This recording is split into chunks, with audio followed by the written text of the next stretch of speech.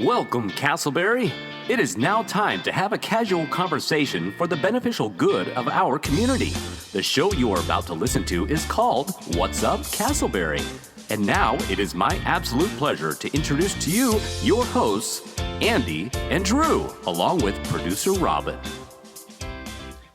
What's up, podcast listeners? We are back on the What's Up Casselberry podcast. My name is Drew Taylor. My co-host is Andy Searles, and our producer is Robin Koeppe. And we are here, as always, every Tuesday in your earbuds, talking about all things Casselberry, Florida. That's right, Andy. Hey, Drew, can we start some gossip about where Robin is today? Because our producer Robin is AWOL right now. She is. Where do you speculate she is? Well, she better not be looking for another podcast to jump to produce, because this is the number one podcast in the city of Casselberry. I would suspect what we know about Robin and her love for animals. I'm guessing she's maybe trying to find her next pet to capture and bring back to her house. That's my possibly. And talking about that, Drew, I was listening to last week's episode, which was very good, despite both Robin and I having COVID. It was the first time we'd had an animal on the show. And I don't think we made enough of a fuss about that. I mean, having a snake on a podcast, that is pretty unique. It's true. We could have animal news. We've got the snake. My son, every time I walk in the door now, he yells puppy, puppy. That's like his word of the week right now. Now we've talked about this off air. The Searles house, there is a hard and fast no pets, correct? Yeah, no, we have a no pet rule. Yes. Yeah. What is the ruling at the Taylor household?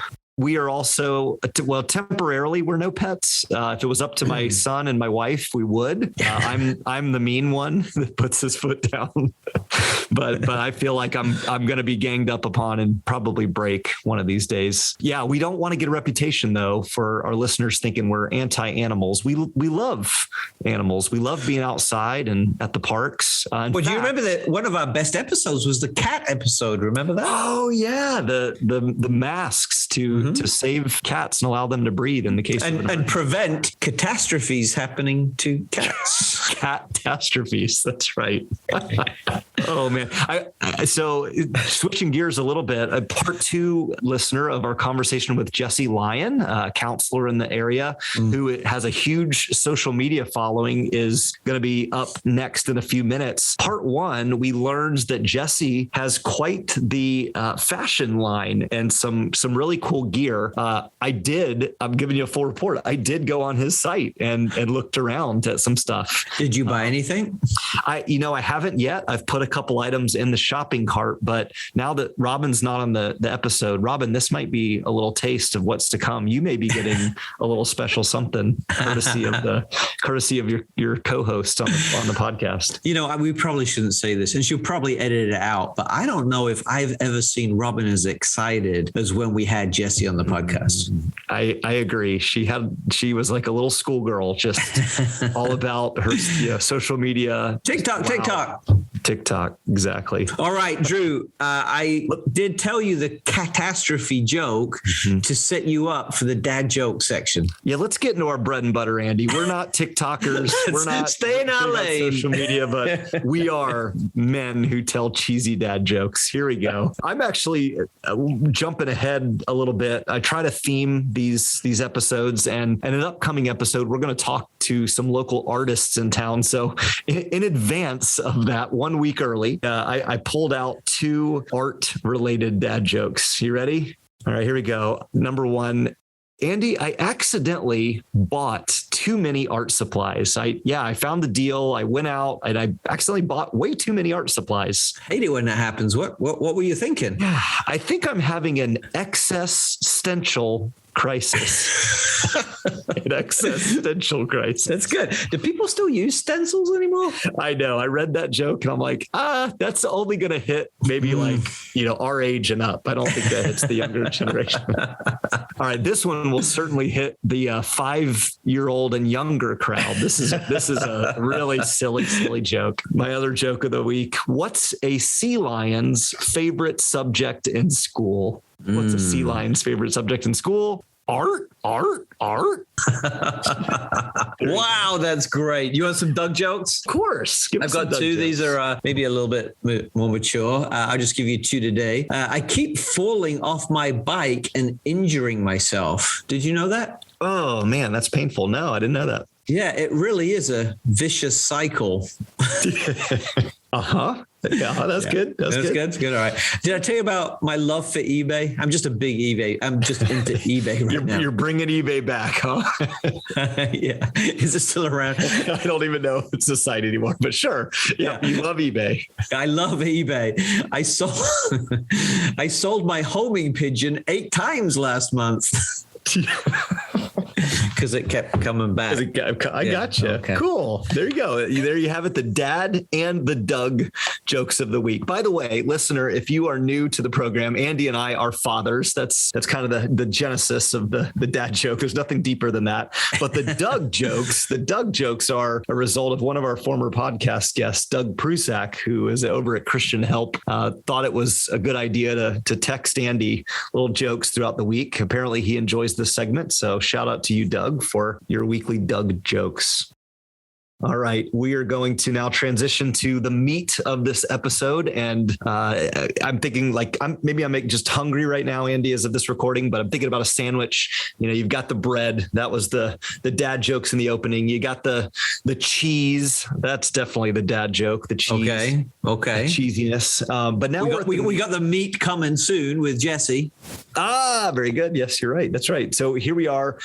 Maybe a nice mustard, mayonnaise, little Grey Poupon. Little spread, okay.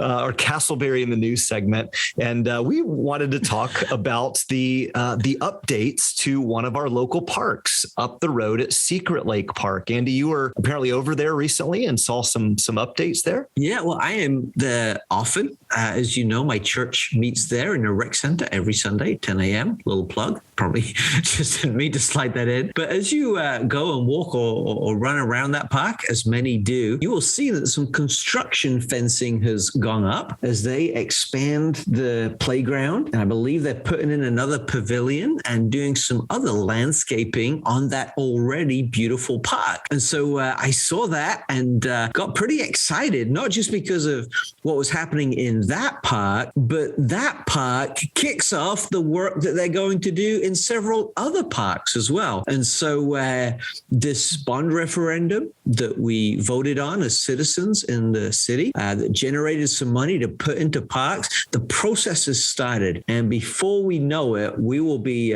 surrounded by some even more beautiful parks. Drew, I was at the park by your house recently as well, Dewdrop Park. And I was just sitting down halfway through my workout routine and just trying to envision what that was going to look like when that's done as well. But it's all happening in Casselberry Park. Yeah, absolutely. We're super excited about that bond referendum passing and the monies that are going to go towards those park updates.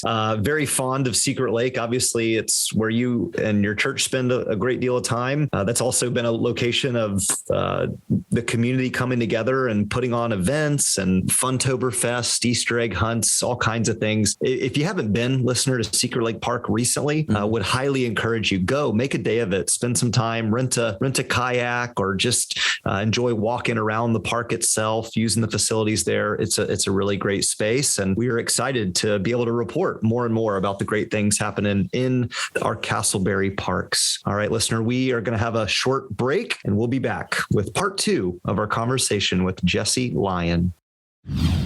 And now from the Society of Historic Casselberry, this is History of Casselberry with Dr. Deborah Bauer. Hi, this is Dr. Deborah Bauer with your Casselberry history in 90 seconds. In 1947, the Casselberry Golf Club opened in Casselberry, Florida. The course originally opened as a 9-hole golf course owned by the founder of the city, Hibbard Casselberry.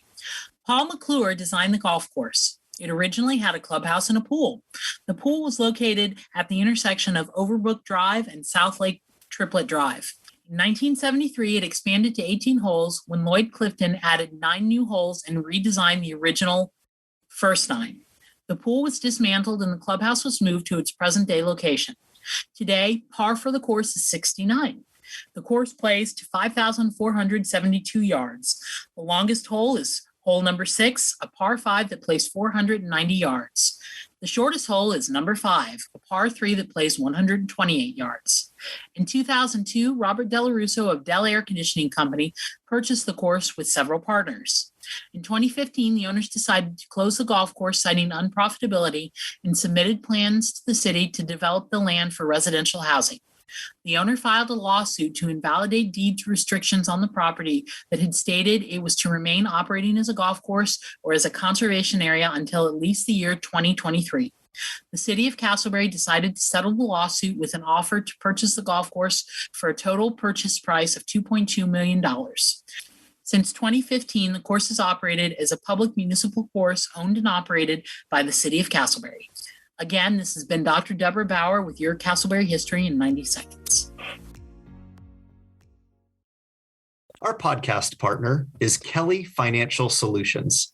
If you're looking for a mortgage solution that will truly work for you, then look no further than Kelly Financial Solutions. They offer home loan options that you won't find anywhere else, not even at the big bank down the street. A mortgage is a huge decision, and it's critical that you get the right terms that truly work for you. Kelly Financial Solutions team has more than a decade of mortgage experience, and we combine this knowledge with national partnerships, amazing service to deliver one-of-a-kind mortgage options with the lowest rates possible. Travis Kelly has been a supporter of this podcast and is the Chamber of Commerce president in Casselberry. Travis Kelly is a supporter of this podcast and has become a dear friend of Andy and I. I'd love it if you gave Travis a call. You can connect with him and the Kelly Financial Solutions team at 407-618-1176. That's 407-618-1176. Thank you, Kelly Financial Solutions.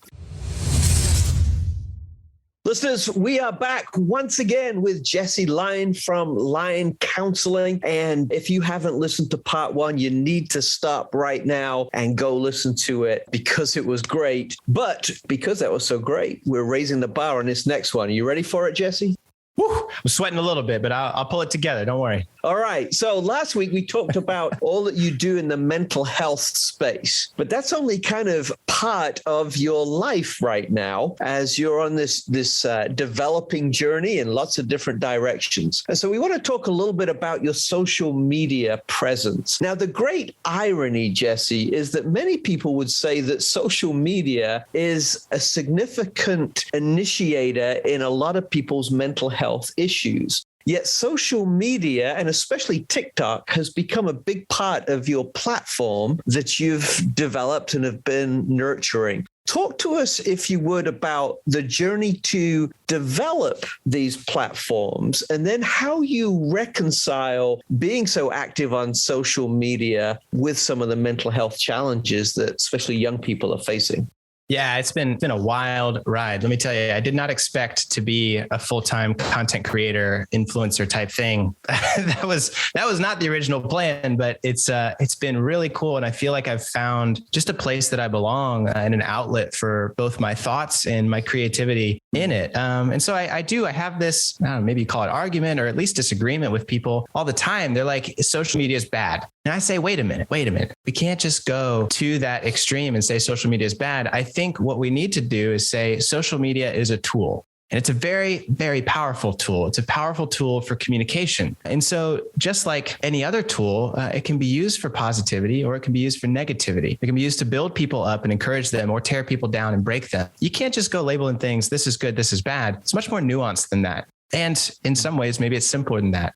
Are you being a positive force in the world to bring light and health to other people? Or are you using it to cause dissension and discord and frustration and anger? It's much more about the people rather than the tool. What are you doing with it? That's a really good answer. And, the reality is social media is a part of the culture and the norm of individuals in our country, especially those that are younger. Jesse, we were talking beforehand, just kind of made the joke that most middle schoolers, high schoolers would probably kill to be in your shoes, to be able to produce videos and content and get paid for it. Would you give us any insight on kind of, not that Andy and I expect, we joke, we have faces for podcasting, not video. But if we did, if we wanted to pursue that route, how do you go about kind of navigating the TikTok and Instagram and Facebook and kind of developing a platform and a following? Yeah, so it's actually very accessible. You can definitely do it. And now, it's just such a great time for entrepreneurship, for getting your ideas out there. It's more accessible to do this now than it ever has been in the past. And so the great news for those who are maybe younger and listening, or, older and listening, but are ready to kind of start this next phase of their evolution, now's the time to do it. Don't wait anymore. And what I can say has been the most productive for me is just almost an insane level of consistency. If you can show up every day, no matter whether the video does well, no matter whether the views are good or the comments are bad, if you can show up every day and put yourself out there and say, hey, today I'm going to develop, today I'm going to make the world a better place by adding my voice to it. That's really where it comes from. Because a lot of people, especially people who talk to me like, oh my gosh, you have 1 million followers and you're negotiating brand deals and stuff. How'd you do it? A lot of those type of individuals are looking for that one hit wonder. They're looking to post a video and they're expecting their first video to do well. There are so many videos of mine that did terribly, years and years of doing it to where it did not turn out well. And so it's through that consistency and through creating a genuine connection with my audience of seeing, oh, they really appreciate this information from me. Let me continue to do this and build a base here. By doing that consistently, it's caused a huge shift and a great platform and community to grow. Been a big believer for a long time that consistency compounds in the same way that a little bit of savings does financially. Put a little bit away every month makes a big difference. It's the same way in influence as well. And you've obviously leaned into that well. Let's shift gears a little bit if we can, Jesse. I'd like to talk a little bit more about something you referenced on episode 1, dream interpretation. It's a big field, a new field to a lot of people. A lot of people will put it in the kind of crazy box because they don't understand it. But just give us an overview of that topic and what that looks like, how it works, that kind of stuff. Yeah, so we've kind of gone through some highs and lows in the dream interpretation field, where, you think back to the beginning of mankind, back to being humans, we've always been interpreting dreams. I mean, you think about like ancient religious leaders, or even like you think about the Bible and like, these people, these priests interpreting dreams and telling and predicting what the Lord has for their people. We've been doing that for a long time. It's only very recently that we've gone through this phase where we've said dreams are meaningless. It's just kind of the leftover garbage of consciousness that's just kind of bouncing around in there when we go to sleep. But we're kind of coming out of that. And I'm really honored to be on this kind of leading edge of this, where we're coming back and recognizing through the research and through the scientific data, dreams have some incredible meaning, specifically because it's communications from a part of ourselves that we can't consciously be aware of. And if you know how to interpret those communications, you can develop and gain some incredible insights about who you are and what you need to do. Jesse, that following up then, tell us a little bit of your initiative or way of kind of drawing those conversations out in your clients. Do you just ask flat out, hey, what have you dreamed about? And then try to go from there? Or is there like a process of kind of like getting them in maybe through hypnosis or some other means to kind of relax into it? What's your process there? I love being flexible enough to meet my clients where they are. And so that's huge for me. Some people, they find me through TikTok and they're like, yeah, I'm here for dreams. That's all we're doing. That's what I want to talk about. And so we talk about dreams every time and they get some deep personal and emotional insight. Other people do think it's a little bit strange, and that's okay. What I think unites this idea of dream interpretation, hypnotherapy, and mental health counseling is this connection with the unconscious. And what happens is no matter who you are or what you do, your unconscious will make itself known. And you'll see these messages, you'll see these insights from your unconscious in a lot of different areas. Dreams are just one of them. So being flexible, I can gain insight and show someone their unconscious mind and awareness through a lot of different modalities. It doesn't have to be just dreams. That's interesting. I have a recurring dream that I've been honestly working through and sitting with for several years now. And just to be vulnerable, because we can, it's standing before a crowd with nothing to say, naked. And it's all about vulnerability and some of my fears around acceptance and things like that. Would you You want to have a quick stab at that, or is that not appropriate? No, you've got it nailed there. Being naked in your dreams is a huge symbol for vulnerability, but also a huge fear that you're not enough. That if people were to see the real you, if they were to see through the facade that we place, or even just, maybe not facade, maybe it's not false, but the character that we live, if they were to see through that and see us for our real, raw, vulnerable, authentic selves, what if they don't like us? What if I'm before this crowd and I don't have anything to give them? Will I still be accepted and loved and valuable? And that's just, that's a core fear just of being a human being. That's definitely been a part of my journey that I've had to walk through and found acceptance through with the help of my faith and friends and family and things like that. You mentioned as well, not just dream interpretation, but also hypnosis being kind of a part of that subconscious package. Talk to us a little bit about hypnosis, how that works, what it is. Again, that's another of those practices a lot of people don't understand, and because they don't understand, they become wary of. Yeah, well, see, and I totally get that too. And I didn't intend on being the psychologist of the of the strange, but it seems to be kind of what I've done. It all started for me because I thought hypnosis was mind control. And so here I am thinking like, oh my gosh, well, if there is this technique that can control my brain, well, I better learn about it so I can keep myself safe, don't you think? So I went and took a class on hypnosis thinking it was mind control. Quickly found out it was not. That was totally misunderstanding from media and from movies. And so I thought the same thing about dreams. People are like, oh, my dreams have incredible meaning. I'm like, that's baloney. So I was like, well, I better have some information to back that up. Quickly realized, oh, wow, there's a lot of research very recently coming out that says dreams are incredibly insightful and have a lot to say. So all that to say, I share that. And that's why I've made it my mission to look into these things, because I'm like, hey, if I was afraid, I can only imagine how everybody else is afraid. So let me do the research. Let me do the diligence to bring this information to people so that way they can make their own educated choices. Yeah. So then the next logical question is, from your research and study, in layman's terms, what's going on in the brain while somebody is under hypnosis? I love it. Yeah. It's very similar to sleeping, actually. And anybody who has fallen asleep, which is everybody as a human, has gone through a stage of hypnosis. So that weird sort of moment, like right when you're about to fall asleep, maybe you feel a little dizzy, a little fuzzy, and you're going from being awake to being asleep. That's a hypnotic state. It's also a lot of people, I tell them, if you've ever had a really rough day at work or a long emotional day and you're driving home from the office, you've driven that way a bunch of times and you just kind of space out, you're daydreaming, and then you kind of like snap to and you're back in your driveway. That's hypnosis. It's the same thing. And so it's this naturally occurring phenomenon where when the brain needs to process difficult emotions, it kind of spaces out in order to make sense and organize that information and then comes back. Imagine doing that on purpose with a trained professional. That's the whole point.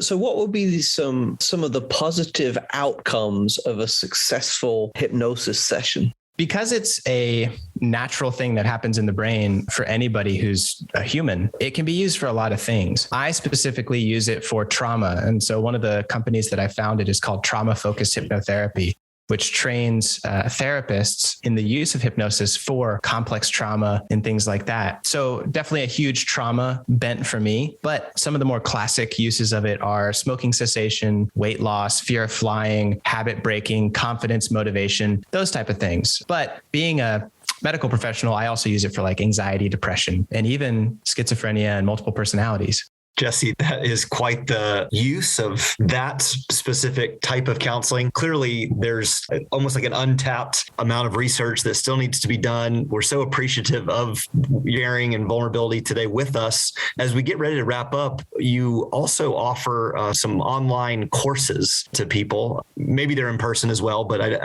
we see on your site they're available for folks to study and learn more about these particular subjects. What's something that you're really proud of in that area? Is there a particular course that you would direct people to that would like to learn kind of a little bit more? Yeah, I think the thing that I'm most excited about, because it's new for me, is I've actually launched live classes that I do every Monday where we just all log on. We meet almost in like a Zoom type fashion and we talk about our dreams. And so it gives people the opportunity, instead of trying to book a full hour session with me, which can be kind of costly in some ways, it gives them an easy way to just pop in, low pressure. There's other people there. You can ask me about your dream and we talk about what that means. So that's been really, really cool for me. And I do that every week. But the courses that are standalone that I do, the most popular ones are definitely the Interpretation of Dreams 1 and 2. So I get a lot of people who purchase those, and it tells you my whole process of how to interpret dreams so you can use it for yourself, which I think is incredibly valuable. Jesse, thank you so much for your time. It's amazing how quickly these 2 episodes have flown by. Just to have this conversation with you has been a great encouragement to Drew and I. I've learned a lot. I know Drew has as well. I'm confident our listeners will as well. One of the things I love about you is you're so vulnerable and you're so accessible, both in the conversations through your social media, that kind of stuff. If folks would like to get in touch with you, how do they do that? What's the best way to connect with you?